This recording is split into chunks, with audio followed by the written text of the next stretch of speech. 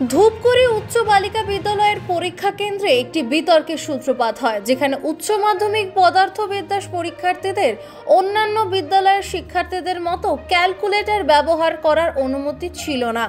শিক্ষার্থীদের অভিভাবকরা প্রধান শিক্ষিকার বাসভবনের সামনে এই বিষয়ে বিক্ষোভ করেন। অভিযোগ জানান যে এই সিদ্ধান্তে তাদের সন্তানদের অসুবিধার মুখে পড়তে হয়েছে। ভারপ্রাপ্ত প্রধান শিক্ষিকা নিরালা রায় দাবি করেন যে তিনি বিষয়টি সম্পর্কে অবগত নন এবং পরীক্ষার দায়িত্বে থাকা ব্যক্তিদের কাছে প্রশ্নগুলি পাঠান। তবে জেলা উচ্চ মাধ্যমিক বিদ্যালয়ের যুগ্ম আহ্বায়ক ভৈরব বর্মন স্পষ্ট করে বলেন যে বোর্ডের নিয়ম অনুসারে সমস্ত পরীক্ষা কেন্দ্রে ক্যালকুলেটর ব্যবহারের অনুমতি রয়েছে।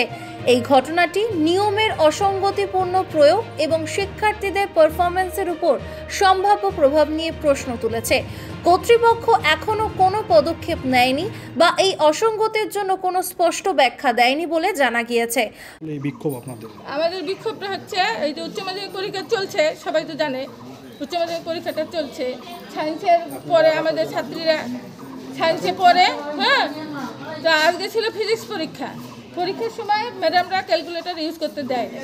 ঠিক আছে, সায়েন্সে যদি ক্যালকুলেটর ছাড়া কি পরীক্ষা হয়? আর এরা বলছে না, উপর থেকে অর্ডার আছে ক্যালকুলেটর ইউজ করা যাবে না। আসলে তো তা না, এটা সামনের বছর থেকে হবে আইনটা।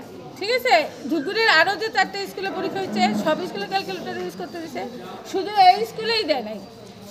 ধূপগুড়িতে গার্লস হাই স্কুল, এই স্কুলে ক্যালকুলেটর ইউজ করতে দেয় নাই। আপনারা কি করলেন আজকে? এখন ছাত্রছাত্রীদের যে পরীক্ষাটা, ছাত্রীদের যে পরীক্ষাটা খারাপ হলো, এর জন্য এখন এই দায়টা কে নেবে?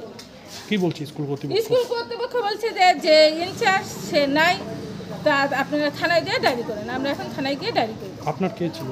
আমার মেয়ে। কোন স্কুলে? আমার মেয়ে এইখানে ভরিডিগুড়ি হাই স্কুলের সব গার্জিয়ানরাই আছে।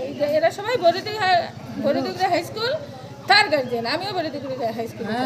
আমি তো জানি না, আমি তো পরীক্ষা শেষের মুহূর্তেই আসছি স্কুলে, তো এত কিছু আমার জানা নেই। আমি অনেকটা পরেই জানলাম। আমি দায়িত্বেও নেই, আমার মেয়ে যেহেতু পরীক্ষার্থী, পরীক্ষা আমি বলবো মানুষের পাশে মানুষের সাথে আমরা আছি এই বাংলাতে। আপনারা দেখছেন সংবাদ শিরোনাম। দেখলেন তো অনেক কিছু, এবার দেখুন নতুন কিছু।